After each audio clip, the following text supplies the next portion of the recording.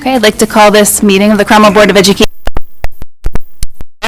Alessandra, would you take roll call? Mrs. Cantwell? Here.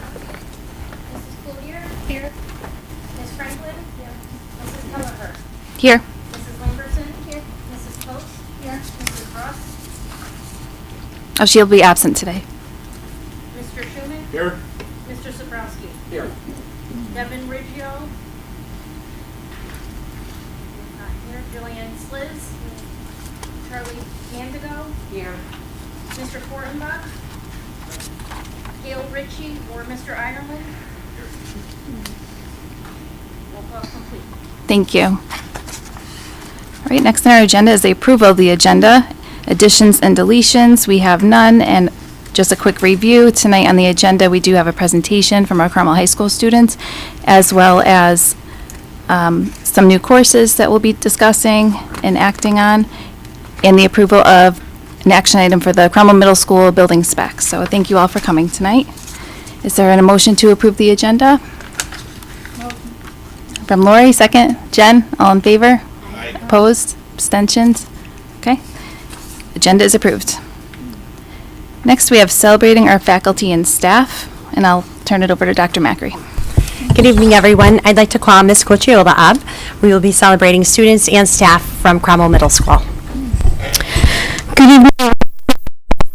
How excited these two individuals, and I call them our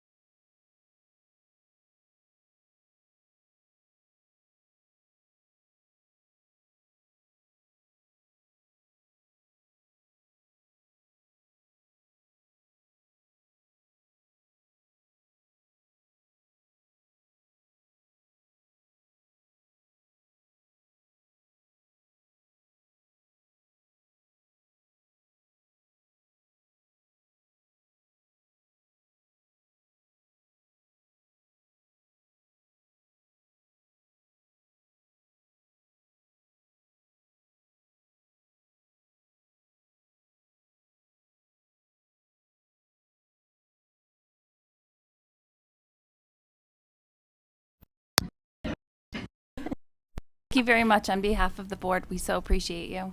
and our next person is Charlie. Come on up, Charlie. Come on. I need to appreciate you very much, and I'd give him a big hug. Charlie, as you met Charlie, he's our Board of Ed rep, but he is also one of those students every morning, and his teachers describe him as a self-assured, confident, academically motivated, well-mannered student. He always has a positive attitude. He works collaboratively. He's enthusiastic. He greets his teachers and the principal in the beginning of the day, wherever he sees, he's just, hello, how are you? And that's just such a positive thing to see in school. And outside of academics, he's our student council member. He's also our board rep, and he's an active participant in our school production. And he truly is, and as he's quoted as being selfless and dedicates his free time to helping others. One example was he led the whole toy drive where he collected toys for our students and delivered them to the Connecticut Children's Medical Center for the holidays. So I appreciate him so much, and he's our other everyday hero, and I just wanted to bring that to share with everyone. Thank you so much. Can I hug you? Do you want to say anything? Thank you. Thank you, you, everyone. Okay. All right. Next, do we have any correspondence? We do not. No. Okay. Are there any public comments? Anyone here for public comment? If so, I'll read the rules for public comment. If not, I will spare you. Going once? Going twice? Okay. Report from student representatives. We have Charlie. Would you like to begin?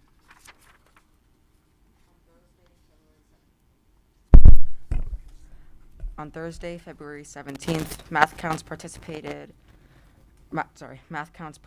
competed in the Math Counts Chapter competition, virtually using the art of problem-solving platform, and even had a segment on CMS Student News. In the past, the team has gone to Yale University to compete. However, COVID restrictions had them completely virtually for the second year in a row. Students have been preparing for this competition during their morning meetings and will be able to have a small celebration before their competition. Unfortunately, they did not advance to the next round.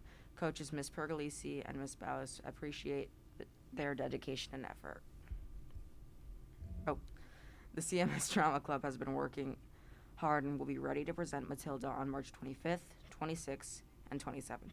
It is directed and produced by Mr. Bergeson and Ms. Sales, who are proud of the hard work and dedication that the students have to put in this year's production. Next week, Student Council will be holding its Spring Spirit Week.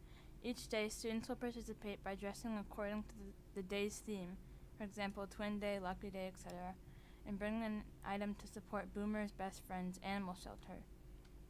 On Friday, March 4th, CMS participated in the district-wide fundraiser Golden Gray Day for Childhood and Brain Cancer Awareness. Students and staff at CMS were able to raise $295 for this great cause. Okay, thank you both. Are there any questions for our student reps? None? Okay. Thank you. Next is reports of liaisons from the Town Council and Board of Finance. I see they are both here. Who would like to go first? Mr. Fortenbach, I think you have a commitment soon, so if you'd like to go first. Yes, my daughter's in the jazz band right next door, and they're done at 7:30. Not that Mr. Sinclair's timely, but that's okay. We all love Mr. Sinclair. So first and foremost, for those who didn't get to go, the Wedding Singer this weekend, the play, it was just fabulous. And I say that because my kids were in it, but I was also there for every show. It was an exhausting weekend. Two of the shows had well over 400 people in attendance. The boosters, the performing arts boosters, raised over $2,000. I mean, that's a lot of dollar waters, guys, over the weekend. And just the general energy and excitement from the students and the crowds, and to see the looks on everyone's faces, the happiness, the kids when they run out into the hallway. It was so exciting. And just how ironic that in my, Facebook tells no lies, right? Facebook, my feed 2 years ago, is the final bows for Mamma Mia, when, Dr. Macri can attest to this, that's when everything ended. We did Mamma Mia, and then 3 days later, the schools, everything shut down, and we all went home. And so that's been, for me, that was like the period, or, for when everything stopped and we went into this COVID phase. So to be back here, and I have a senior, and to be back here with, with her getting to do this play, it was really tremendous. So, and I look forward to Matilda. I can't wait to come down and see it. So, and I know my kids all want to go too. So, anyway, so that's neither here nor there, but I wanted to talk about that. So, the building committee actually meets tomorrow night, 7 o'clock. There's actually a town council meeting also at the same time at 7 o'clock.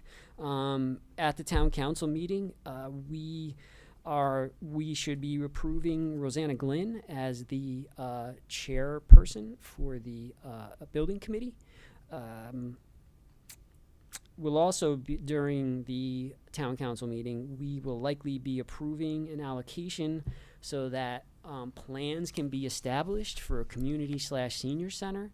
I think that the thought process is that if you have, if you have the plans in place, and if a grant or money, a windfall comes to the town, having the plans in place and being able to show that we're ready to roll. It's kind of that shovel-ready concept that if something presented it to ourselves, if we end up with a pot of money, we can build that community center or senior center that I think something this town desperately needs. And finally, in conversation with Mr. Kuckel, I know we've been talking about the community calendar. We're still talking about it. He's assured me that he's hot on the case to get some seniors or juniors to work on it. Something again that I think would be a real feather in the cap for Cromwell High School, but a real help for the community at large. So, and the jazz band will be playing in the St. Patty's Day Parade on Saturday in the rain, but they will be there all the same. So, any questions? Okay. Thank you. I Thank appreciate you. it. All right, Mr. Ireland, you're up. Board of Finance. Good evening, everybody. How we doing? So the big item I'll mention here is April 6th over the town hall, 6 o'clock. That'll be the night we do our budget public workshop. I know there'll be a presentation from yourselves, there'll be a presentation from the town. Once we close that public hearing, we'll then start our process, and I believe that night we will continue on with the Board of Education budget after the public hearing there ends. So April 6th, we're going to start at 6. I'm hoping an hour earlier, gets us out of there an hour earlier. Last year went pretty late. So just want to make sure everyone knows that, and if you can make it, obviously would that would be great. Other than that, that's pretty much it from my end. Okay, are there any questions? Okay, thank you Thank very you. much. All right, Superintendent's updates and responses to Board of Ed comments and action items from the prior meeting. Dr. Macri? Just quickly, I will talk about the reopening of our schools without masks or semi-masked a little bit later. But like everyone has said, it's been great to see our students, and as I look at some of them, I feel like I've had a ton of discussions with kids very openly about why are some of us choosing to wear masks, why are some not choosing to wear masks. I feel like I go back and forth because some days I really want to wear one and then some days I don't. And I think that's what our students are feeling as well. We made sure that in every school, in every classroom, we had a discussion of why will some of us take our masks off and why will some of us remain and continue to wear our masks. And I want all students and all staff to feel supported because it really is a personal choice. We don't know.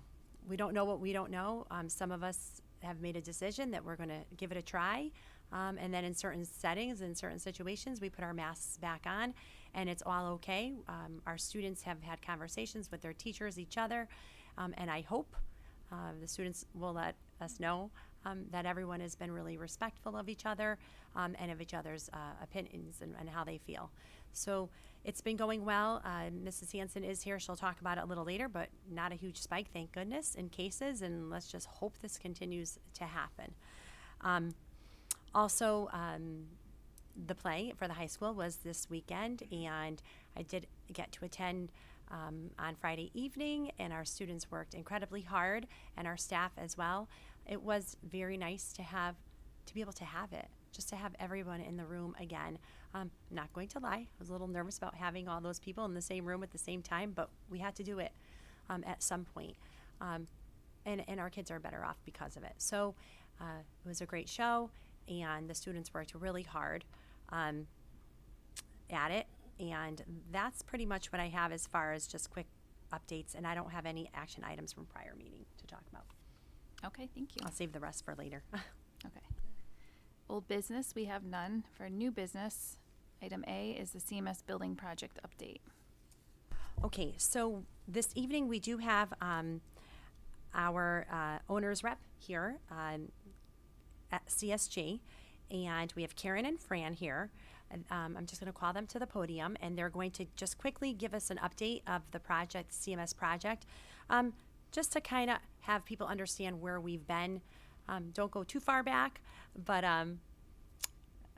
maybe as far back as Common Council and the Board of Finance approving the allocation for the architect, and we have selected our architect, and we have had our first building committee meeting. So just a little bit about that, so that everyone is in the know of where we are as far as the building project. And then you'll notice later there's 2 action items: approval for, well, there's a few that more than 2, but 2 in relation to this. The CMS building specs and the central office building specs, they're separate because although they're in the same building, they are 2 separate entities, and you will be asked to take action on those this evening. But just to give you some background, and then you can, they're both here, Karen and Fran are both here to answer any questions that you might have. So I guess we'll start with Karen. Great. With Construction Solutions Group, and as Enza mentioned, we've been engaged to assist the town in going through the grant application process for a new or renovated middle school. The state accepts applications once a year. They're due by June 30th. There's a lot that goes into it. Fran will talk about the ed specs, which are a big part of that. We're also starting the application process and the paperwork. There's a lot that goes into that package. So again, as Enza mentioned, we went through the process of selecting an architect. We got a very good response. We narrowed it down to 4 firms to interview, then down to 2, and I think everyone's very happy with the selection. We chose Tecton Architects, and they've jumped right on board. We had our first building committee meeting last week on Wednesday. We'll be meeting at least every 2 weeks. We're really behind the 8 ball a little bit, so it's a very aggressive schedule to meet that June 30th. So again, on parallel tracks, the architect will be taking the ed specs that have been developed for the school and turning them into conceptual design options. They're going to look at a completely new school on the same school property, or what the state calls a renovate as new project on the same property. And we're going to flush out what makes the most sense. The architect will help us in terms of the pros and cons, the cost implications, and again, CSG will be putting together a cost estimate at the same time, so we can, add that to the list of considerations. I think those are just the highlights, and we're moving very quickly. We'll meet again tomorrow night already, and we're going to go over and approve a timeline that again is very specific and very assertive. So I don't know if you have any questions. If Ms. Cochiella and Mr. Litwinzik, I'm not sure if I saw it, if you don't mind coming up just quickly to give the Board of Education and all of our guests a quick briefing of what took place this morning. There was a walkthrough with Tecton, our architects. Mm-hmm. It lasted over 2 hours, and Ms. Cochiella and Mr. Litwinzik were able to show them around. So if you just share briefly what the field trip was like for everyone. You want me to start or you? I'll start. Oh, please. So as I called it, the field trip, and we gathered in the office, and we basically covered every nook and cranny of the school to show them, all those bringing those words to life, and the needs curricularly that we need, how to expand and create that STEAM program, and how we're kind of stunted from doing that based upon the building we have as present. And of course Tommy got into the more technical stuff, and I was able to speak to the space itself, but a picture's worth 1,000 words. But it went well. A lot of great questions and observations, and so I thought it was a very productive tour this morning. Yeah, I agree. We had a pretty productive time. Very sturdy building. They're going to have some challenges for renovation, so they took that into account, and they're looking it over very thoroughly. And it was pretty relatively quick, even though it was 2 hours.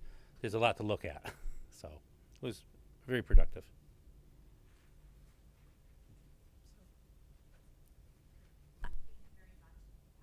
And then you'll notice, and everyone can stay right up there, and we might have to call Sari up as well, and Dr. McLean. We're going to just quickly get into the ed specs, and then you can vote on it later. But since we have the team up here right now, in your packet you have the ed specs for the middle school, and you have the ed specs for central office, which we hope will remain in one. And we have Misty Fiore here this evening. Flashbacks. Yes. And Hi, everyone.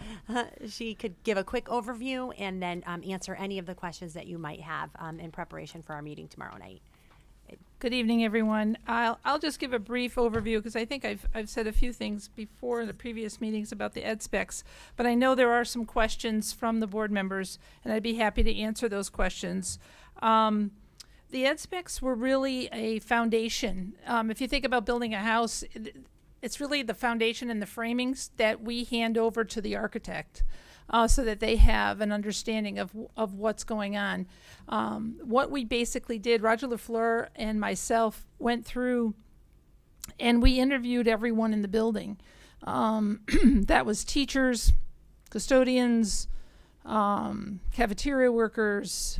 We interviewed special ed staff. We interviewed the secretaries. We interviewed the administration. We interviewed the music teacher, and we talked to everyone who had, tech ed teachers, and we talked about needs, and we talked about space, and we talked about limitations, and basically we kept it open because we had to keep the mindset, because we hadn't had the architect yet, we had to keep the mindset of we could be new, right? Brand new school, or we could be renovate as new. So we kept a very open mindset. When you see those ed specs, they really have both ideas in mind. If you look at the programming in there, we did keep, it was said to us that we wanted a STEAM type theme. And so if you look at the programming section of that ed spec, that's what we went with. When we interviewed the individual content teachers, they told us with the specifications that they really wanted within those rooms, the different aspects in terms of placement even of the rooms. And of course, if you have renovate as new and you already have the rooms and you have to renovate, some of those limitations will still be in place. I know that there were a few questions about square footage.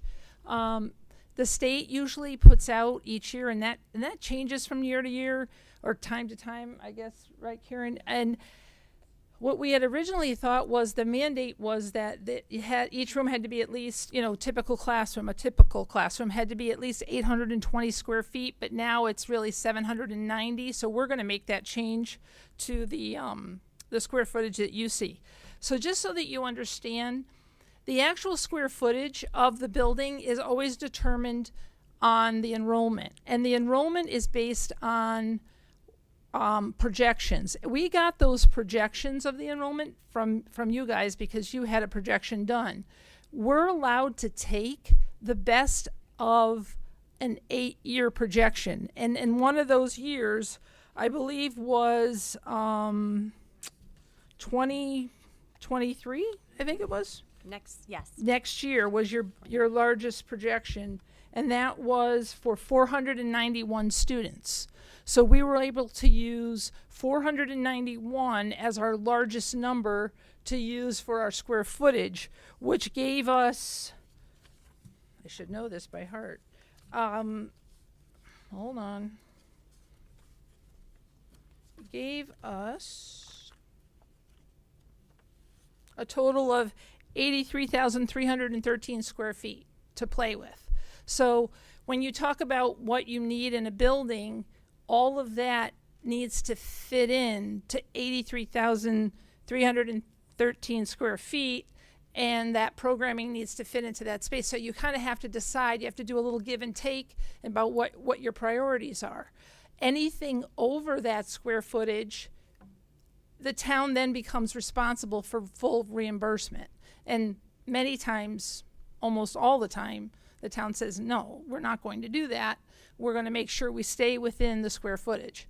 So that's why it's important that, we make sure we keep to that number and that we work with that. And that's why when you see at the back of the ed specs, you see how we've worked through those classrooms and the square footage.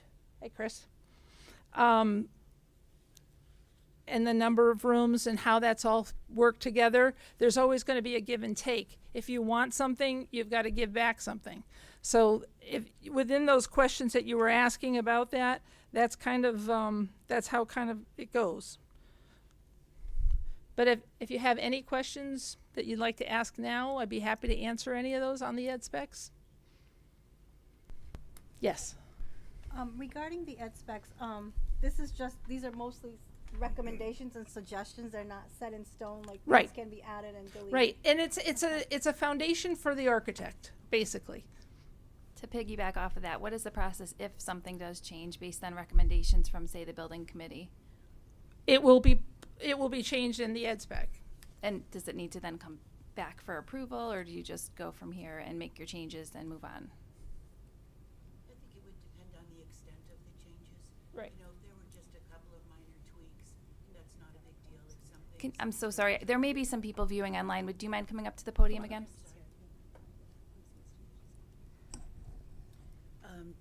I was saying it would depend on the extent of the changes.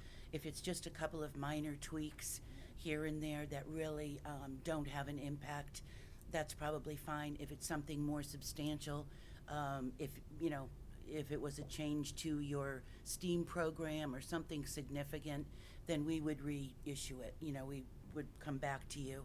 And the same thing we'll include the final approved ed spec with the grant application in June. And the same thing occasionally does happen where there are substantial changes where we've taken them back, re-edited, resubmitted them, and it's not an issue. So depends on the extent. Okay, thank you. How accurate are the projections of the students? I mean, I think we had 15 special ed or some surprise number of students. How accurate are the projections that we're using? They're pretty accurate. They've held. Yeah, they're pretty accurate. Okay, and you mentioned something about if something goes totally awry, you can resubmit. Is that after June, or can you clarify that, please? You can resubmit your the ed specs. If something really significant, and it would have to be really impactful, then you can revise your grant. You have one opportunity to do that. That usually doesn't happen. There are a lot of little, things where the state will work for you.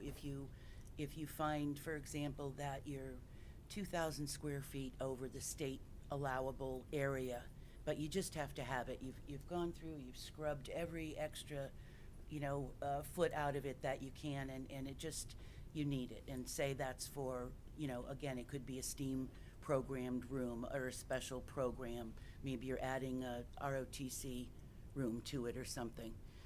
Then you can submit what they call a space waiver.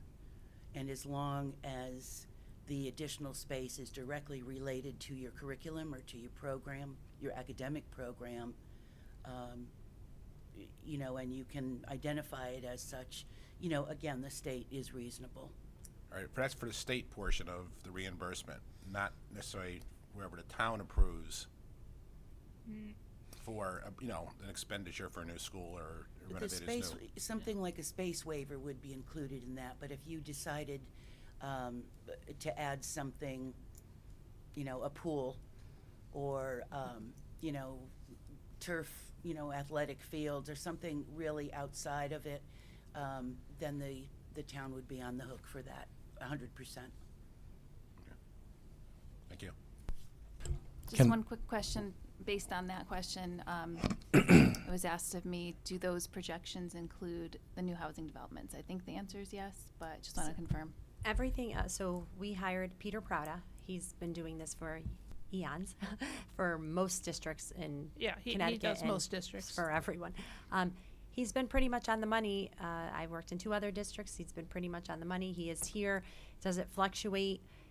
Yes. Does he get information about housing projects that are happening, apartments and newer developments? Yes, he does. And that's why the one that we did a couple years ago when we started this process was already outdated, and we had to have him do another one. So that just got completed November 2021. So they're pretty accurate. When I first got here, we had them done, so I want to say it was 2000. They were good for 2019 through, he looked projected to around 2029, and then he just did them again in 2021, and they're projected until 2031. So there's some overlap between the two There is. projections. How close were those? How similar were those projections? Like Pretty off by close. a few, not a big deal. But Yeah, not a big deal. okay. No. So they're deemed fairly accurate. Yes. Okay.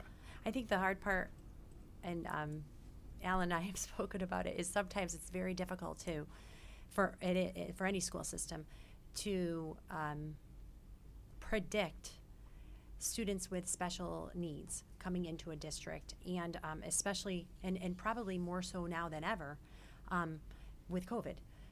More students requiring significant needs, and it's the social emotional piece that could fall under as far as special education as well.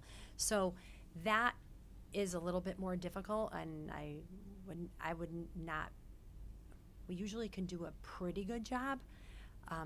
We're never perfect, and I am very reluctant to say that we are going to be perfect within the next few years. It's going to be pretty drastically different. We're already starting to see that, and that's it's an international, but it's a national concern, which is why it's being addressed in a lot of the legislative bills this term, and also being talked about with all the teachers associations, principal associations, State Department of Education, and the superintendents associations, talking very seriously about how are we going to serve our students, because it's expensive, and how are we going to do it, and what kind of support can we get from the feds and from the State Department. But as far as the numbers fluctuating, we won't see a huge dip or a huge incline. He's pretty good. Any other questions right now? Oh, Matt? I actually have one for Karen. I'm sorry to keep making you get stand up and sit down. It's like musical chairs over here. So the timeline between now and June 30th, I sat in on the building committee meeting, and I know that it's a pretty tight timeline. We have a lot to do between now and then. Yes. That was mentioned several times. You've done this before, presumably multiple times. What is your degree of confidence that we will be able to meet that June 30th deadline, in all honesty? It's my one thing that I'm worried the most about, to be honest with you. It depends. We've really just hit the ground running. We needed to get the architect on board, and told them they have to run too. And as I mentioned earlier, we're working simultaneously on the grant application itself, and those requirements. And a lot of it will be dependent on how quickly, and I think I mentioned this to the building committee, how decisive the group can be. I think we have to look at the information and yes, no, go. And having just met them, once, it seems like a very good group of people that are really, excited to be part of it. And if we can get that involvement and that decisiveness, and we may need to meet more than maybe it's every week. We're meeting tomorrow and it's only been a week. We had talked about 2 weeks, but as long as everybody can be flexible and be available and be decisive, I think we can do it. So high degree of confidence? I hate to put this spot. It's really the biggest question I have. It's my biggest concern is that timeline. It really depends on those things that I mentioned. Really, everybody, CSG, the architect, the building committee, other town entities, where as we go through the approval process, we need quick decisions. And if all that falls into place, then yes. Okay. Then I have a high level of confidence. I appreciate your candor. Okay.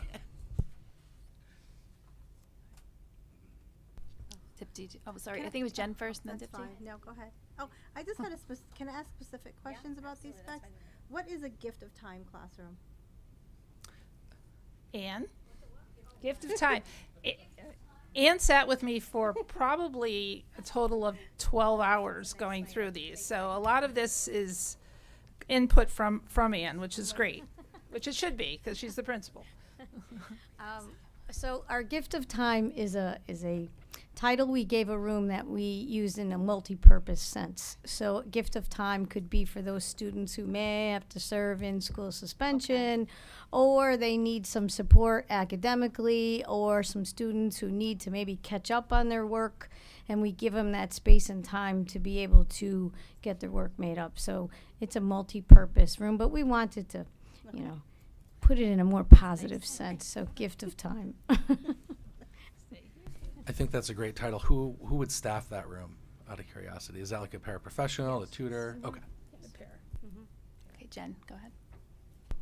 So under the PE programs, there's a boys locker room, girls locker room, boys and girls restroom.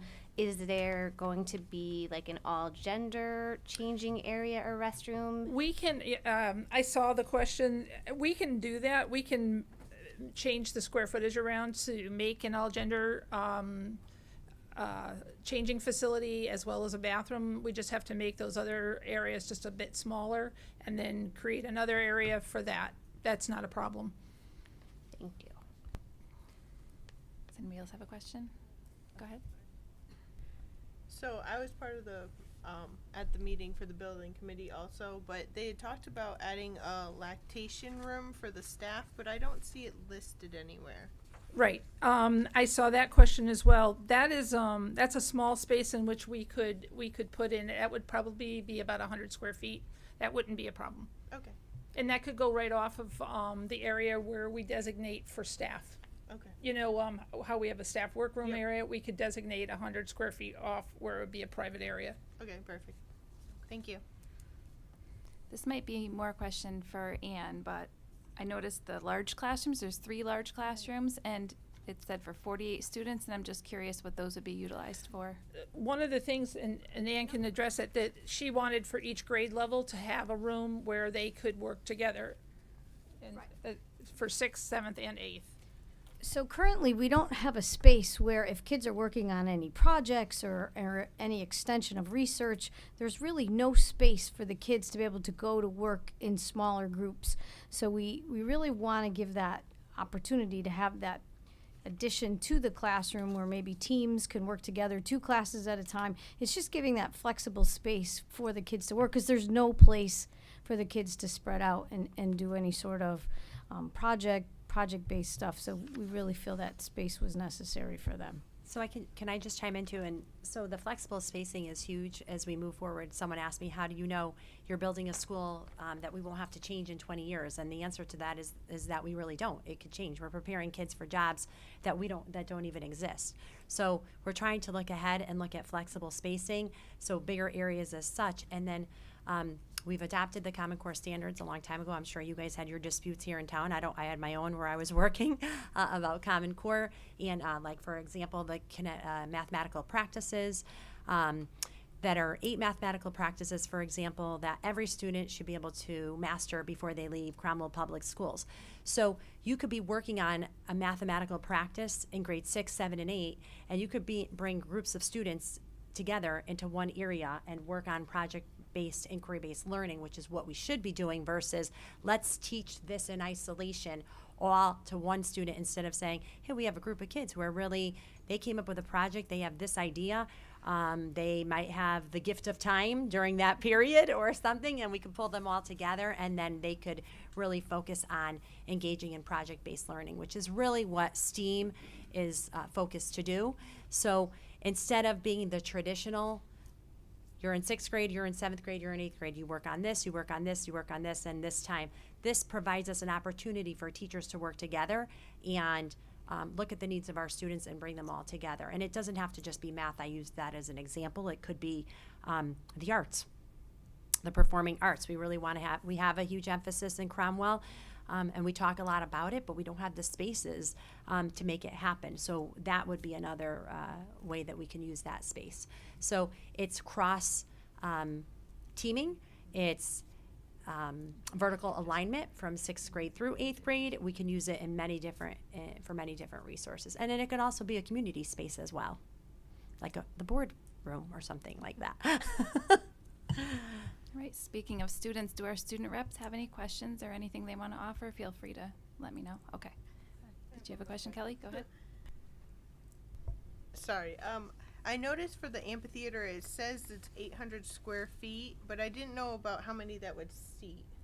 Well, one of the things that we looked at was, was the amphitheater, and we looked at both things. We said the amphitheater could either be placed inside or outside. If we needed that 800 square feet for something else, we could also think about putting an amphitheater outside, and that would really address some of the things that I noticed. One of the questions was space outside to engage in STEAM activities. Perfect thing would be an amphitheater outside in order to do that. So if you were really stretched for more square footage for other things, you could think about the design of having that amphitheater outside. I've seen that in newer schools that have been built. I think it's in West Hartford. I think Charter Oak had just built a brand new school, and they have an amphitheater outside as well. So it's something to think about. Okay, thank you. Matt, you have a question? Sorry, it's the last one. Do we know when we would expect an overall cost? The only reason I'm thinking about this is if we wind up, if this winds up going to referendum, presumably May, and I know the building committee talked about that, we may need to at that point disclose what the overall projected cost is. Or do we expect to have that amount by that time? Yeah, we'll be developing the costs as we go along. Once the architect has the conceptual design narrowed down, and I think that's due like April 8th, so it's coming up very quickly. Then we're going to start a cost estimate, on a couple of options or maybe just the one. So we'll have a really good idea of where we stand, and we'll be able to come back to you. Depending on the project, your reimbursement rate will vary, whether, between it being a new building or renovate is new, and the square footage costs. So we'll be able to, give you those comparisons so you can see what the state share would be and what the town share would be. Okay. And right now, we're tentatively looking at a referendum in June before the grant application. But we'll know long before then. The building committee will be working with those numbers to see exactly where we are. Okay, and this last question, since I know we're going to vote on this later, the specifications final draft that we're looking at, it is somewhat flexible for small changes afterwards if the building committee recommends that. Yeah, and a lot of times what happens, and I think Fran touched on it with the lactation room, it's kind of a give and take thing. So sometimes if you wanted to add 5 lactation rooms, you look to your existing program where you can find that space. So you're not adding to the overall square footage. Okay. And that's kind of, we call that scrubbing sometimes. That's what I mean. Sometimes you get to the point where you just can't. But a lot of times, and that's where the architect will come in and say, well, we can do that. And if we make, a few other spaces a little bit smaller, and so we can tweak it that way. So there's still some flexibility barring any major requests for giant, square footage increases? Yes. Okay. Thank you very much. I really appreciate all your help. I have a question. Excuse me one second. In terms of your company's last 3 projects, you've come up with obviously a number. How is that number held up through construction. The How- number as far as the cost or the You come up with an area? estimate, $100 million. How accurate has that been over the last couple of projects you've done?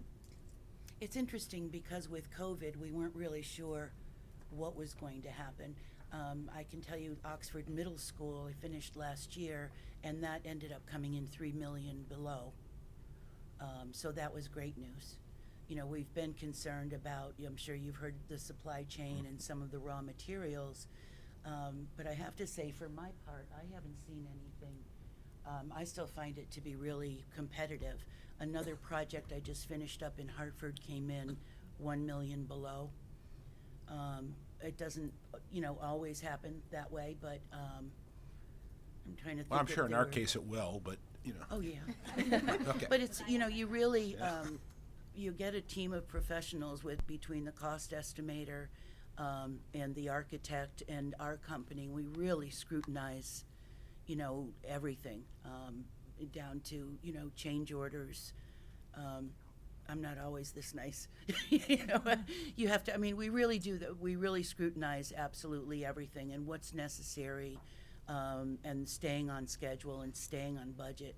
And that's really, that's our job. And you get a good team, a good construction manager and a really good architect, and the teamwork really, makes it happen. Things happen. I can't guarantee, I don't know where the supply chain and some of the issues we hear about, with steel and materials, and the market shifts a little bit. But again, it's, I can say with a high degree of confidence that it should be pretty close. I just have one more general question. I was trying to find kind of like what we're getting versus what we have, and I don't know where I could access that, but for instance, a lot of the rooms in what we were provided tonight, seems like we don't have that many rooms right now at the middle school. So do we have anything that kind of shows, how many special ed, for instance, classrooms do we currently have versus what we're getting? Where would something like that be, or will we get it eventually? Actually, it's funny because when we first did this, we had a comparison. I could probably get that for you. The problem is that this building is very old. We actually had to do all the measuring ourselves. We had to take it from old blueprints. There wasn't something already made, you know what I mean? We actually, Roger actually took the blueprints and did all the measuring himself and made all the, the originals through doing it himself by hand. So I guess we could get you what you actually have right now. It's space-wise, I think you're going to find it's just going to be a change in the utilization of space. The rooms will be larger. It'll look different. If you notice, the hallways are very large, very wide. You know what I'm saying? It depends. If you do renovate as new, it's I don't know if it'll be as much change as you think. Mm-hmm. Okay. It Yeah, just- you don't have to go digging for it. I just thought, Yeah. I feel like I've seen something similar in the past. Yeah. But everything that we're being shown looks like we're getting a lot more classrooms, or maybe not Yeah. classrooms, but other areas that Right. we don't currently We're have. just making very good use of, Okay. it's very, if you think about it, every square foot has been thought through. When you think about it, we actually think through every 83,000 square feet, we think it through. Because we want it to meet the needs of a middle school, present day, present programming, middle school curriculum, and what's important. And that was the reason for all the conversations that we had with the people who are sitting in those rooms right now. That was the whole purpose of it, is because you want to make it real. Okay, thank you. Any other questions? I just had one question about the game room. Is that part of the STEM program, or is that just like a reinforcement room? That would be an Ann question. Okay. So we looked at some other schools as well, and the game room is more of a positive reinforcement place for students to be. And that space we can utilize, anyway. We just called it the game room to make it a fun name for kids to be able to have that opportunity to earn, whatever behaviors to go in there and have that opportunity. It's just an opportunity for kids to have some downtime earned for all their hard work. Okay, anything else? Yeah, I just, from anyone? Oh, this is small, but I noticed a lot of the instructional rooms have the smart boards and the overhead projectors, and I noticed that the self-contained room did not have that as a specification. I just wanted to point that out. That's a decision for the schools and for technology, and that's what we call FF&E, and that those decisions can be made later through the school system. along those lines, I noticed there were also computers listed in the rooms and DVD players. Some of those things I wasn't sure we even would use a DVD player anymore. That would be administration and technology department making those decisions, when they do the And that's all part of the cost. FF&E out. Okay. Those would be those decisions that would be made. Okay, are we all set? Okay, thank you very much. Oh, you're welcome. So my apologies, I do believe I need to amend the agenda because I'm sorry, Mrs. Burke, but I skipped your presentation. So is there a motion to amend the agenda to move item 11 to just below, well, I can't call it item B because we have a B. Where do you want me to move it?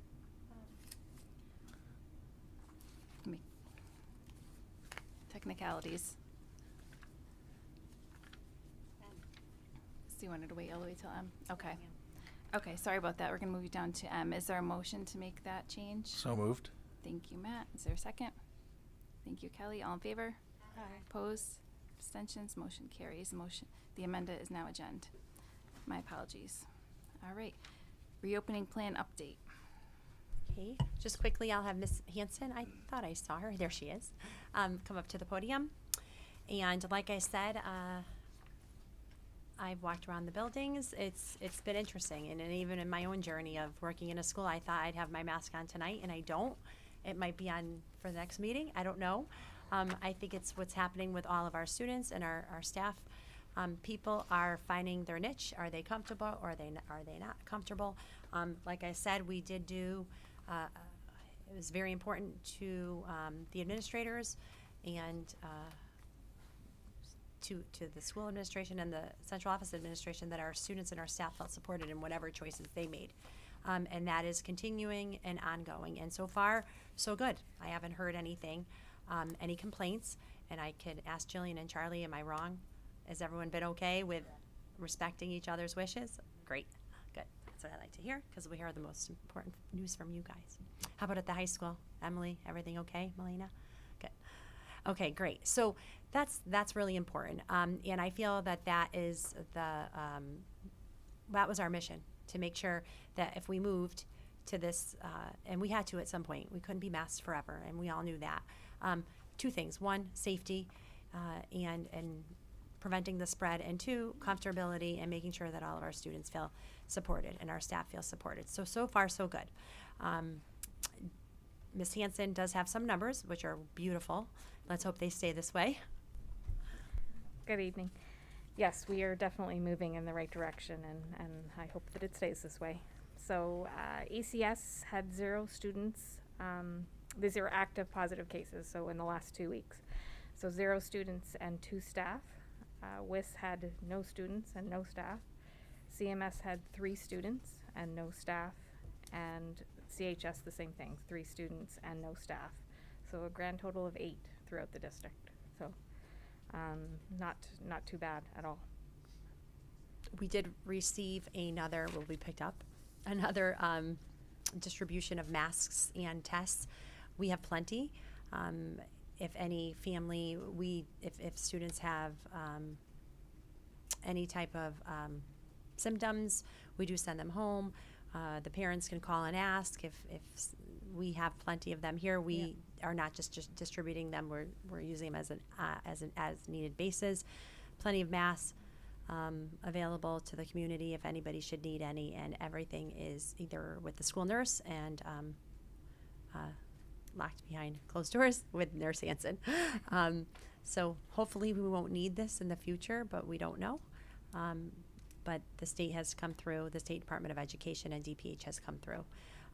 We will continue to have DPH calls, and they are monitoring the progress. We still report all cases to the Department of Public Health and the State Department of Education, and there are a lot of unknowns, and they've been very honest and upfront with us about the unknowns, and I'll keep you posted on all of that. But if you have any questions for Jillian or myself, be happy to answer them. Matt. Sorry, I'm full of questions tonight. So, reopening, were you able to do the play? It Yep, sounds we like did it was great. fantastic. I did not get to make it myself. But are we looking at the same for field trips and so forth? Are we starting those up again? We're going to approve some tonight. Excellent. Yes. Yes, we are starting. So at the elementary level, they're local, and they've always pretty much been local. We are doing that with Terry Farrar, and we have a few that need to be approved for out of state, but in state, we're just going for it. We're just going to give it a try and see what happens and let our kids live a little. I just approved a couple today, Meg's Point, Roaring Brook Nature Center. The smile was on my face too. I've been there quite a few times as a teacher. So it is exciting to see our kids to have those opportunities. So yes. So we'll be here. I know later on we're going to talk about some of those and approve some. We're going to hear more about possible field trips. Yes. Awesome. All right, any other questions? Okay, thank you, Ms. Hanson. No problem. Next on our agenda is district facilities update on district projects. We have Tommy Litwinzik. And I just want to mention we did cancel the facilities meeting ahead of this meeting as we were including it in this meeting and also have a lot going on with the building committee. Or good evening. Okay, a few updates on some of the recent challenges we've had in the district. The boiler here at CHS that self-destructed the other week is good news is that Kerma, our insurance company, is covering most of it. We have a slight deductible. It's ordered last week. It's about an 11-week delivery, so it'll be just in time for summer. So we're happy. Absolutely. We can wait, and right now we're running fine on the existing boiler, and I have a backup plan if that fails. We can bring in a remote boiler if we had to, and I hope not to have to do that. There was a request that was approved for a shed out in the field of CHS by the softball field. We reached out for an update on that. I have not received an update. Not sure if Mr. Kuckle has. Through planning and zoning, we're working with Chill, I think it is, right? And getting a shed to hold just equipment, right? Yeah. It was approved from planning and zoning, and then we should hear shortly, but we haven't heard yet of when it's going to start. Right. CHS Culinary Kitchen. We asked the architects to take over for the MEP drawings that was required by the town. They are working on them currently without any add-ons. We're going back to the basic room and make sure to try to keep the costs as close to the bone as we can get them through our budget. The bid publication looks like we should be able to go back out to bid on March 28th that week. The RTU that was here at the high school over in the 200 wing, that project was completed about end of last month. Went pretty well without any real hitches, so that's all ready to go just in time for a cooling season. Also, we had a couple of pumps that failed over here and at the ECS. Minor repairs, but still notable, few $1,000s. So it's a never-ending process. We had a light pole that was needed to be replaced at ECS. Took us since November till it came in. Aluminum. So sometimes some things are a little tough to get. We have a few other projects out there waiting on. They've been ordered. We're still waiting for delivery. Low water cutoffs for the middle school boilers should be done on May. We ordered those in October. Fresh air dampers, one set replacing a wood side, we're getting too much fresh air. So, and unfortunately, they can't be repaired. We tried twice. Now we just have to replace the whole louver setup. Right, so it'll stop banging and rapping when we're in cooling season. I get complaints at the neighbors saying, "You have something wrong on your roof." I said, "I know." Trying. And we need a facility assessment done. I have a proposal. I probably get a couple more to get us in compliance with the new laws, general statute, whatever you want to call it, 10-220, where we have to do an assessment and then work on a strategic building plan. And that's all I have right now. Anything? Go ahead, Lori. So for the kitchen at the high school, are you still thinking that for the beginning of next year it'll be up and running? I'm definitely planning on that. So I know the registration for the high school courses, the deadline is this week. So are we thinking that students are able to register for classes for that now, or how is that working? Are we planning that the kitchen's available and registering? Mr. Cuckle. Yeah, Lori, we are planning for that, so students can register for those courses, and then in the event we can't run the class, we do have contingency plans for that and other courses that we would offer up, but we are hopeful that we'll be able to.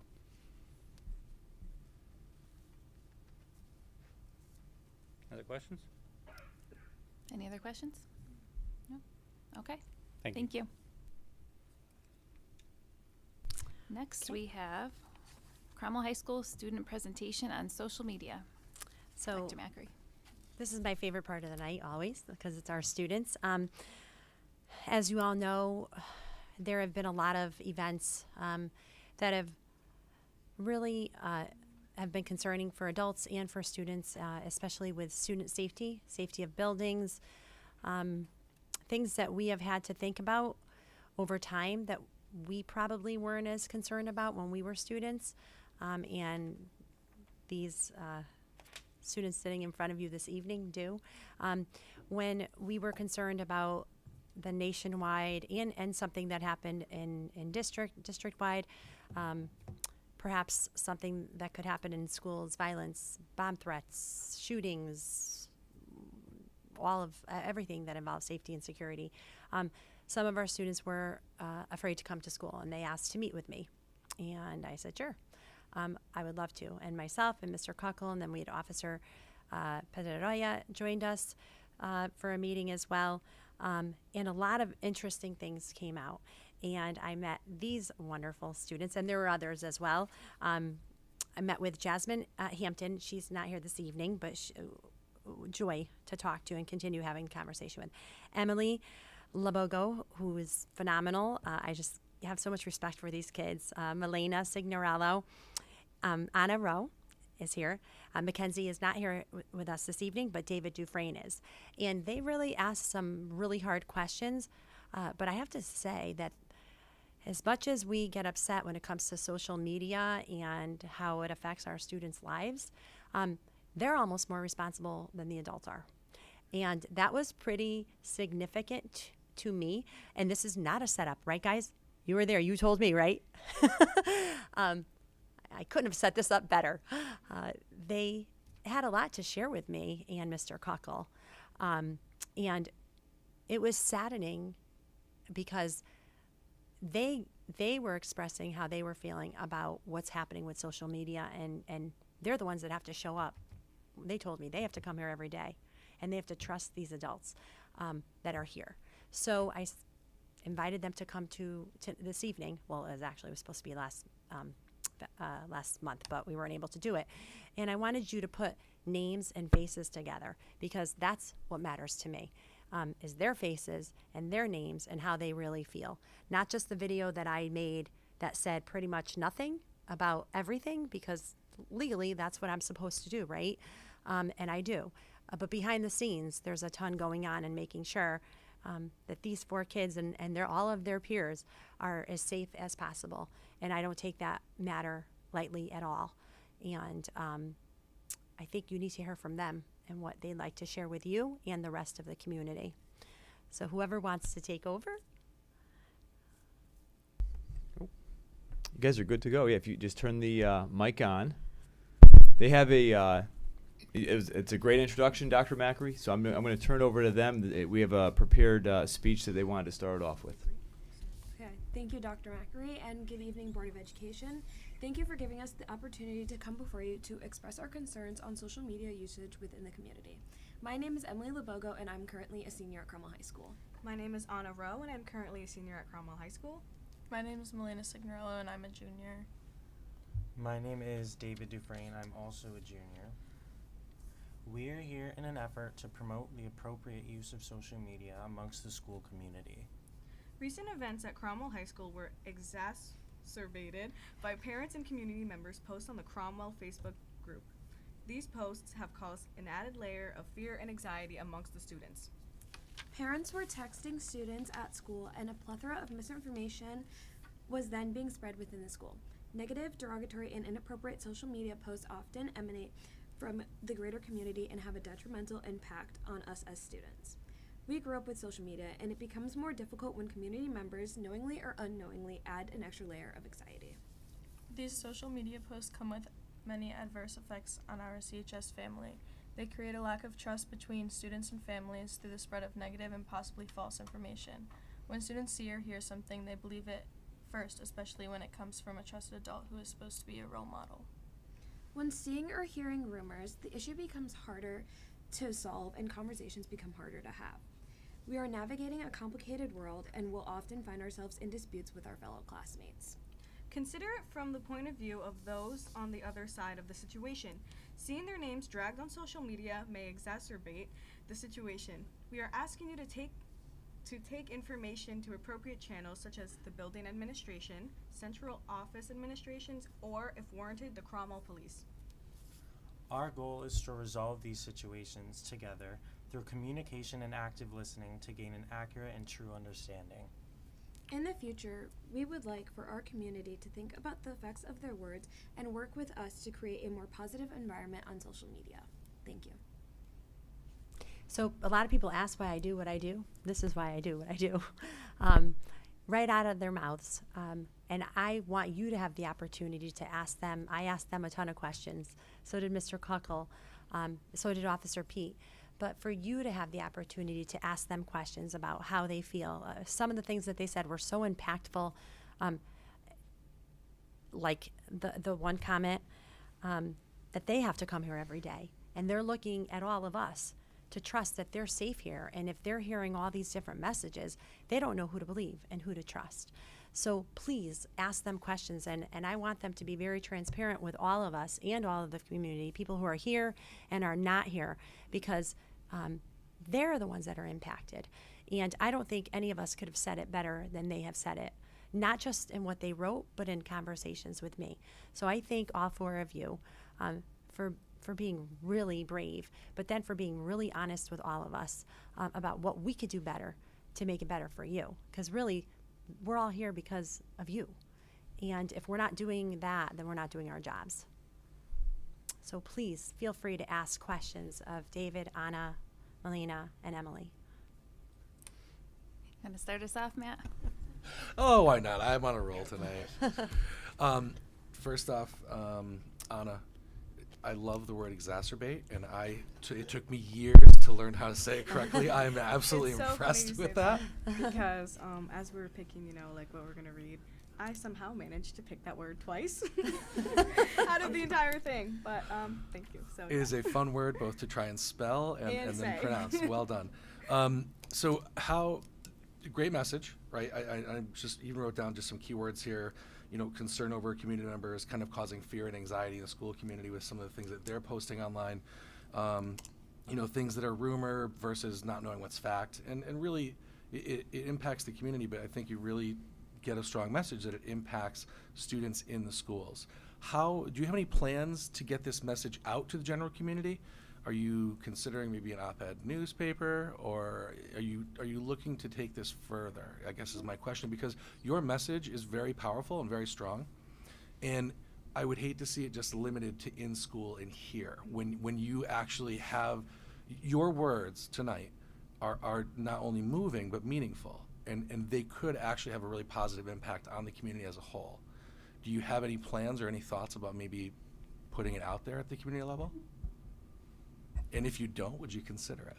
I think as of right now, this is as far as we thought of, but I think we're definitely opening up to expanding it, because now that we've realized that how much of an impact it actually had, and so yeah, I think we would definitely like to expand. Yeah, and we also had been talking about before we were planning to come to the Board of Ed meeting, maybe getting a segment within our high school student news and seeing how far that can go and kind of get stuff out to the students, and then maybe opening it up to having a open forum with parents, just so that we could get the message out. And I don't know if Mr. Kuckel has anything to say about that. I think it's an excellent start. That is. I remember our first meeting that came up, Emily. You had mentioned, I think, that almost something similar in terms of wanting really to utilize that to, get it to go viral in a sense, to really try to enact change. So I think it's a good start for us. I agree. I was thinking the same, that we would want to put this out somewhere, but on the other hand, do you want to put it out on Facebook? Because, They're pretty responsible. I'm not sure. But I'm sure you'll come up with something, or maybe if it's even just a motto or a few points that we can share, I think that would be good. I did want to ask you, it seems like I noticed you said that parents will text their children during the school day and create panic because maybe they see something and they get worried about their child, so they want to make them aware. But they don't realize the whole situation, and then everyone gets nervous. What are your thoughts about having access to your cell phones all day? Do you think it's beneficial, or would you rather focus on schoolwork? Tough question, huh? I'm not going to stop you from answering that one. Go ahead. Well, being honest, yes, I find it beneficial just because, when, for instance, if my mom sees something on Facebook and it's a rumor that I know is not true, I can give her that sense of security that I'm okay and we're okay. And I don't know, I personally just I feel more safe having my phone on me at all times, just in case, for instance, I have a lot of medical issues, something happens with that, I can just let my mom know. From that perspective, I find having a phone on me beneficial at school. That makes sense. I agree with her. I think that having it, if something were to happen, having it and knowing that you could reach out to somebody right away and get help, that is really comforting to know. And it's a sad sentence that I even have to say that, but it is. It's nice to know that I can text my mom if something happens.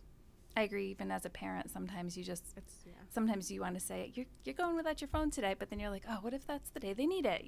And so yeah, you never know. So it's just nice to always have, just in case. Right. All right. Thank you. Any other questions for them? Follow-up question. You all talked about texting your mom. You don't text your dads? As a dad, I want to know this. I want to figure out, make sure my kids will text me, Well, thank you all so much. Oh, Kelly, did you have something to say? Yeah, I'm I just sorry. wanted to say thank you so much for sharing. It was very impactful. It was. Okay. Yeah, and just to kind of tie things together here, I am very proud of this group. They embody, I think, what we preach, which is student voice and empowerment. The fact is, these students, our worlds collided in a sense where, we had some stuff going on and they weren't afraid to speak up. And as Dr. Macri said, we met, we've talked, we've continued that conversation, and we obviously have some next steps to go. But I'm just so proud of them and the fact that they do embody what we're trying to do with our students, which is to give them a platform, have them use their voice, and empower them. So very proud of them. Anything we Thank can you. do to help with you spreading the word, let us know. Absolutely. Thank you, guys. Thank you. Interestingly enough, when we first met, a couple of the students said, we don't want to get in trouble. And I'm like, no, we want to hear from you. You're not getting in trouble. And like Mr. Kuckel said, empowering them to understand, there are times we're all going to get in trouble. I'm in trouble almost every single day for something. But it's important to speak up, and the way they articulated themselves is the way they're truly feeling. So yes, I have Shelley Sinlin with Cromwell Life. She's going to take and do a story with them. They wanted to do this first, and that was important. Moving forward, Middletown Press, and I think just doing this, like they said, like an open forum where we hope that parents come. We did talk about doing it via Zoom because more people are apt to sign up. But then again, what kind of a message are we sending? We want people to show up and understand their impact. So you heard it straight from them, and I think it's really important to share that information with family members and with community members that we need to go through the right channels. Doesn't mean we're always going to have the right answers or the perfect answers, but they need to know that we're the adults and we're taking care of stuff so they can focus on what they're coming to school for. So thank you. Thank you to the kids and Mr. Cockle. And I'm sure everyone else who worked with the students. I'm sure there was a lot of support behind the scenes. Okay. Next on our agenda is an update on the proposed education budget 2022-2023 with a 3.81% increase. Anything to share there, Dr. No, Mack? that's just a standing item in case anything changed, and so far so good. We're holding steady at 3.81. Great. And then we have item F, which is an action item, approval of new Cromwell High School courses. And that's APES. What does that stand for? Mr. Cockle, fans. Oh, thank you. AP Computer Science, PE Internship, and then Mr. Cockle, if you'd like to come up.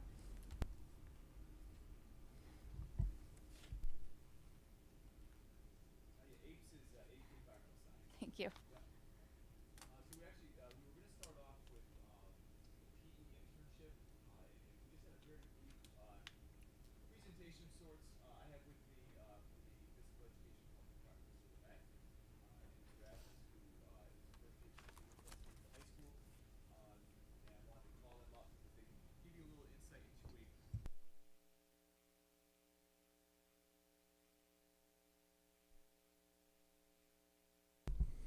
Branch out into a career. Sorry, there's career pathways. Watching on YouTube. Yes. So I mean, we have Mr. LeMay here and Mr. Asmus here to come speak with you about the physical education internship course that we would like to add. Thank you, Mr. Cuckle. So the CHSP internship would be a half-credit pass-fail course that's a true elective course, and it would be designed for CHS senior students who are considering becoming a phys ed teacher or an educator in general. The course will help students gain a deeper understanding of teaching, instructing, collaborating, and communicating that goes along with being an educator.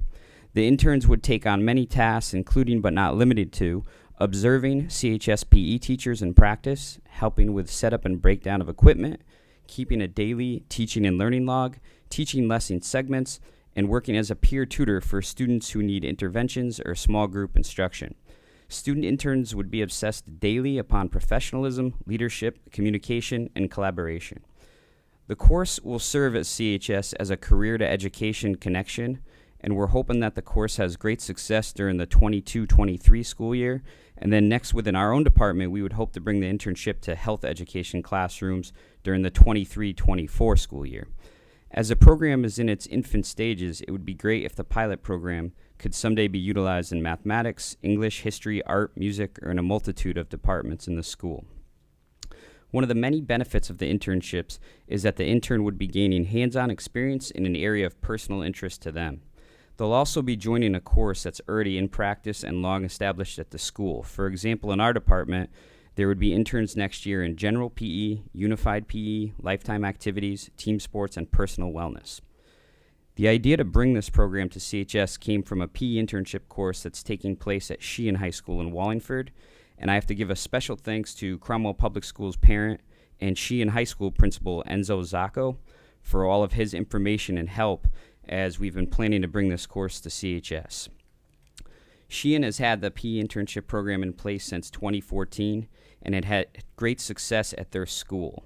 And at this time, I want to ask my colleague Joe Asmus to come talk about the internship because as a student at Sheehan, he went through it as when he was at the school, and now he's here with us. Hello, my name is Joseph Asmus, and I am a PE and health teacher at the high school. Before that, my senior year of high school, I took part in Sheehan High's PE internship program. This program helped me build the basic fundamentals of teaching, like how to plan a lesson, how to create objectives, and how to differentiate lessons. A fond memory that I have was differentiating lessons for a student who was wheelchair bound.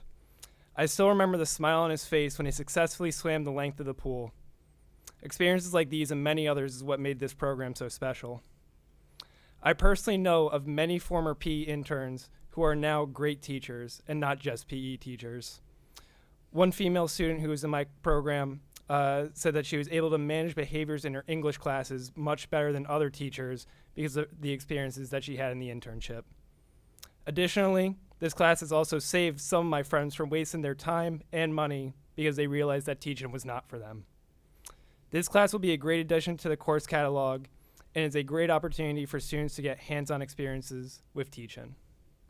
Thank you. And I'd just like to ask if anybody has any questions, and I want to thank Mr. Kuckel and Dr. McLean for their help and support with the course. Okay, thank you both. Does anyone have any questions? Matt? Anyone? I have a quick question. So for this, will you be going down to the elementary levels to be teaching there, or is it only high school Good classes? question. Not at first, and we're kind of taking what Sheehan has and like putting our own stamp on it. So basically, the students would be working with CHS students. Okay. And we're hoping that it creates some good social connections as the seniors would be working with sophomores, juniors, and students that they wouldn't normally be in class with. But that's something we're definitely open to as we expand the program of maybe visiting the elementary schools at some point. Great. Okay, thank you. Anyone else? Okay. Are we voting on these separately, or? I have them all. We have them all listed at once, I think. Okay. Yeah. And then you could do. Okay. Okay. So you want to go through the other ones? Go through all of them, Sure. and then we'll vote on all of them. The other ones are simpler.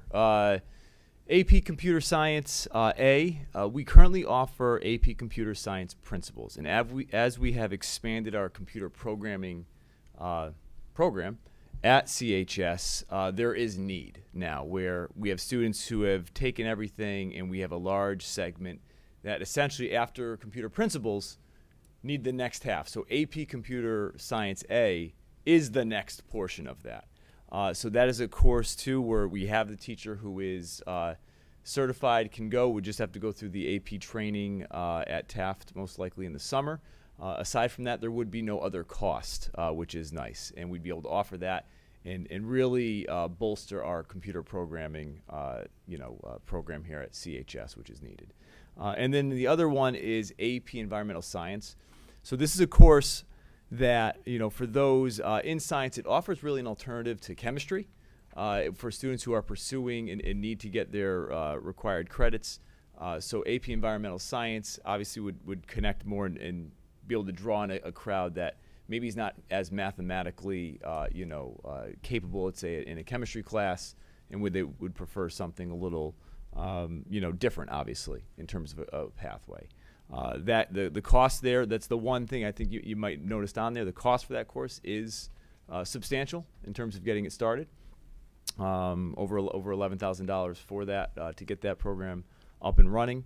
But it would be a valuable course as well to expand our AP offerings for our students. Great. Any questions on either of those? Jen? Would that cost go towards this year's budget or next year's budget? It is put in for this upcoming year's budget.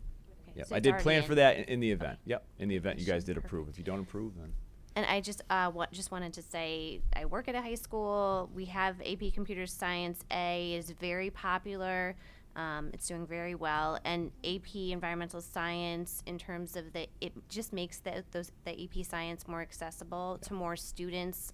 It is slightly easier, still a very rigorous AP course, but definitely more accessible than some of the other ones. So I would definitely be approving all of these. Great. And these are all listed in the course selection They for are. next year already? Yeah, Okay. we put them all in there, and in the event, they did not receive board approval, we would just simply close those sections out. As students are going through the course selection process, they have the option to pick them, but, we'd be able to obviously create a schedule around that where we could pull those numbers if they were not approved. Okay. Would anyone like to make a motion to approve all of these courses, the AP Computer Science, PE Internship, and Environmental Science? Jen, is there a second? Lori, all in favor? Opposed? Abstentions? Motion passes. They are all approved. Thank you very much. Appreciate it. Next is an action item, approval of out-of-state field trips for 2021, 2022. So just this year, not next year. Correct. That's reference C in your packet. Usually you see these come up in May, and you will for next year, but because of the situation that we were struggling with, we decided to wait, and we would like to take a chance with these trips that are out of state, and you see them right in front of you. If you have any questions, Mr. Kuckle is here to answer any of them. Otherwise, they're pretty status quo. These are what we do every year, pretty much, correct? These are just, yes. Any questions, comments? Alan? I've seen Six Flags in New Jersey. Isn't there Six Flags? There is. Mass. There's right. So the first one is that's where the competition is held. Yeah. Yep. The band students were supposed to, and music students were supposed to go to Virginia Beach this year, and due to everything, obviously we canceled that, and then they found this as things lightened up for us. They were able to book a competition, so it'll be a day trip, a very long day trip, down to New Jersey, where they'll then hit the park up.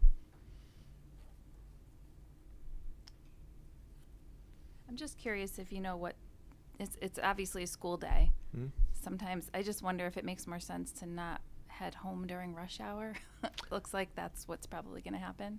Any thoughts on I that? haven't seen the exact itinerary. I'm not sure what time. They usually come back later, It though. says they're due to arrive home at 10. Yeah, So yeah. they'd So leave they'd there be probably at 6. probably what, 7 o'clock or so. Yeah. I mean, I know we've done those trips in the past where they left New York City and been stuck in the city. That's the one I'm for- thinking of. I know. Yeah, that was the 9/11 memorial. That trip usually they got stuck for legitimately, I'm not exaggerating, 3 hours United in Nations the city too, I think. Yeah, yeah. We it's like to be bad. stuck because we'd rather have the kids on the bus where we know they are instead of New Yeah. York for 2 more hours at night. I'll never so being forget- stuck on the bus is okay for us. Dr. Macri, they talked. They're like, we watched the whole Martian and we'd gone 2 city blocks. You know, the That's movie true. The Martian. I was like, oh my god. Been there. And Yeah. remember, we were able Yep. to take buses that didn't have AC. Oh, Yep. Bronx Zoo. But at least we know where they are at night. Should be safe. All right, so is there a motion to approve these? Dipti, is there a second? Alan, all in favor? Opposed, abstentions? Motion passes. Field trips are approved. And next is item H, action item approval of the CMS building specs reference D in your packet, which we had an introduction to at the beginning, and item A. I don't know if you want to call Chris up to talk. And Again, we still we have Chris Cycli here from CSG and Frandy Fiore. If you have any other questions, I could have Chris and Fran come up regarding the specs, the ed specs. Otherwise, can move forward and make a motion to approve them. Lori? Okay, is there a second? Kellyanne? All in favor? Opposed, abstentions, motion carries. Building specs are approved. We also have item I, action item, approval of central office building specs, reference E. In your packets, are there any questions on those?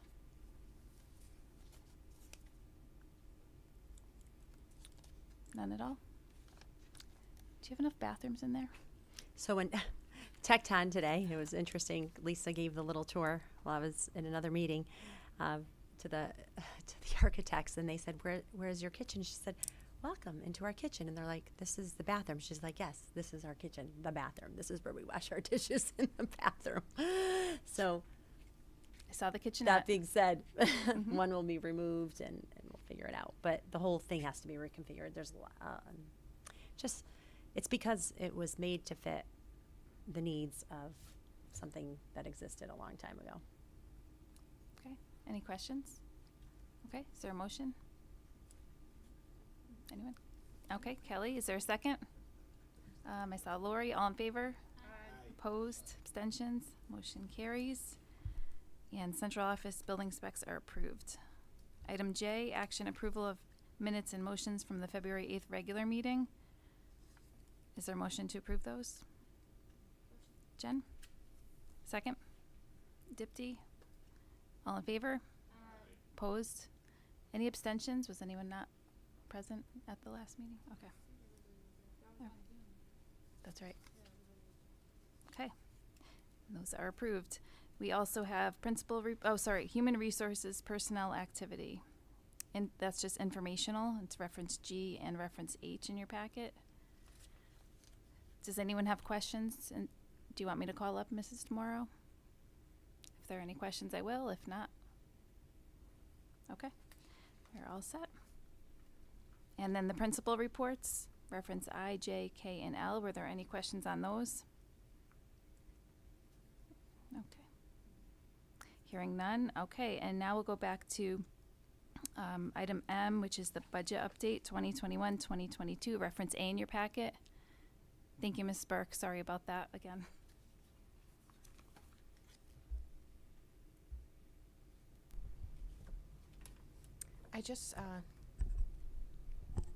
I'd like to start by just handing out 2 pages that will replace 2 pages in your budget book. One is a revision for a calculation was incorrect in one of the columns for tuition, and we have some updated information for grants. So I made copies and hole punched them so you can pop them into your binders. No significant changes. We did receive a little bit more grant money for through ESSER for homeless. So we've added that to the report. And then the other change, I believe, is related to SPED recovery activities. So on the grant page, those are the 2 updates. And on the tuition, the last column, there was an incorrect formula for that page. So those are for you to keep. If there's any questions, once everyone has a copy, please feel free to let me know.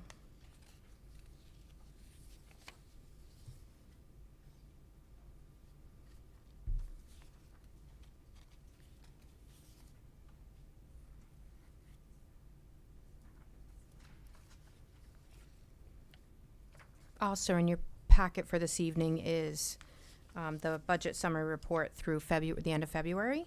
I've included a brief memo just to give you a general outline of what's going on.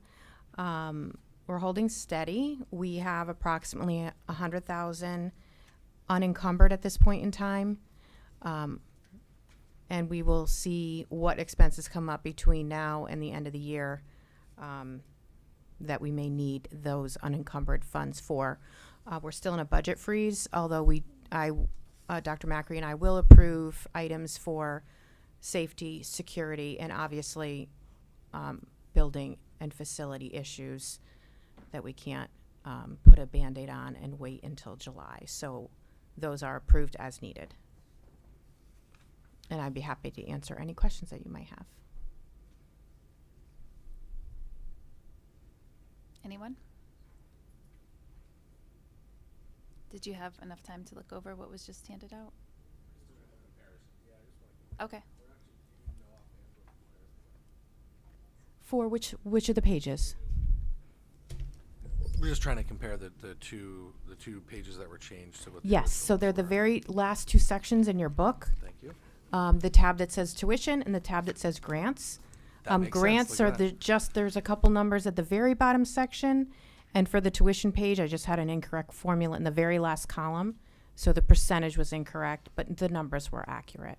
So those are those 2 sections that have been updated, and I thought you might want to copy. They're immaterial and don't impact our 3.1% approved budget. I just wanted to keep you up to date, because that updated information will be in the packets, the binders that are sent to the Board of Finance. So I just wanted to make sure that you had the information prior to those being distributed. Appreciate that.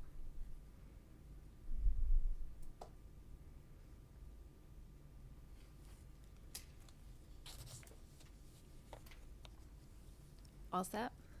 Okay. All right, thank you very much. You're welcome. Next, we have some second read policies. Item A, second read and possible approval for business, non-instructional operations, food service, school lunch service, professional standards for food service personnel, policy 3542 from CABE, reference M in your packet. Any questions on that one?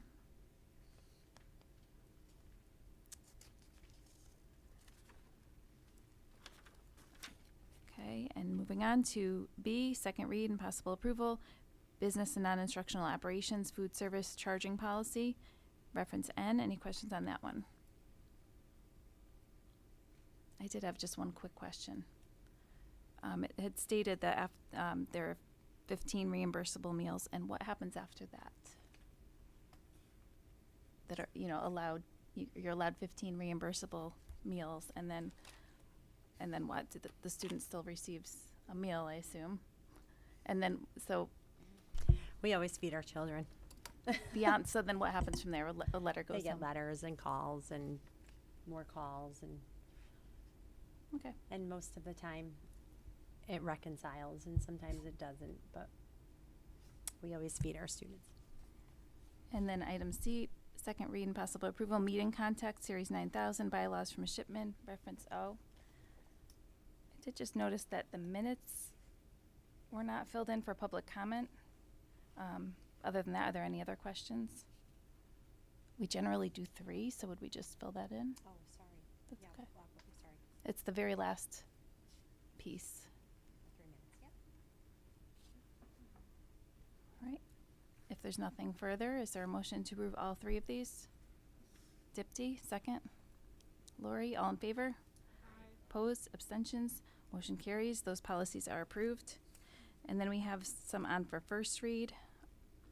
Suicide prevention and intervention, reference P. Any questions on that one right now? Although we will also get a second chance at the next meeting. Hearing none. B, plan for minority educator recruitment. Any questions on that one? Reference Q. Not at the moment. And weighted grading and calculation of GPA, reference S. Any questions on that one? Okay, then we'll move those to second read at our next meeting. Board committee reports, policy committee. Does someone have a report for that? The last meeting was February 8th. Our next meeting is the 22nd of March. Okay. All right. And facilities and technology, I don't have a report, and we've been talking about facilities all night, so I think we are okay with that. That's why we can't. Topics for future agendas are listed below. All right, and we're down to comments, updates, and announcements from board members and administrators. And we'll start at this end this time. Kelly, do you have anything? Dipty? Kelly? Okay. Just like to echo that the musical was amazing. I went this weekend, and they're always fabulous, but after 2 years, I wasn't quite sure what to expect, so congratulations to everyone. I'm glad we were able to do that. Dr. Macri? Lori? Jen? I also agree. The play was awesome. I also wanted to just thank the PTO for the science fair. It was really well done. Kids had a great time. It was a very nice job. Ellen? I'll look at the science fair. It was fun to go see what they were up to. A lot of sugar in those experiments. An awful lot of sugar, but some very clever, science experiments. Oh, Very thanks nice. for going. And Matt? I have a list of about 10 things. I'm kidding. I would actually, I'd echo what Alan said. And it's funny because when I first went into the science fair, the first thing he said to me was, "Man, there's a lot of sugar here." Just follow up on the field trips. We saw stuff for out of state, high school age. Do we have field trips starting up again for elementary? Oh yeah, I've been signing away. So I mean, I know you said a couple. I know things like, are they still going to go experience some of the state capitol stuff? Looking at the I know that they used to in the past. I don't know how long ago it's been since they've done that. Mr. Botwell, do you want to come up and talk about the trips that I know I signed a bunch today. Oh, I'm so sorry for making you get up. Oh.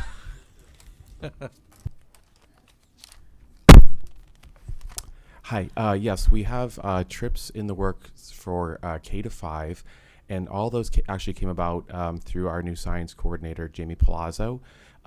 She took the initiative to look at the science curriculum K-5 and then look for local field trips that would tie in with the science content. So During the last PD day that we had, we met at Woodside. We met with all the teams 3-5, and I know she also met with the teams at ECS.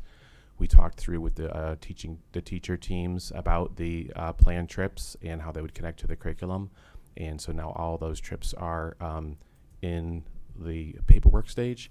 I can't remember all of them exactly per grade level, but most of them tie in with like nature type centers, outdoor type things. Some of them are tied into museums where you get to do hands-on projects and building a tie in with like energy or understanding how things go together. So all great things in the works. So the three I remember, because I've gone as a teacher, Eli Whitney, but I can't remember what grades. Meg's Point, Roaring Brook Nature Center were the three I remember, but I know I signed off on 3 others, but I can't remember which ones they were.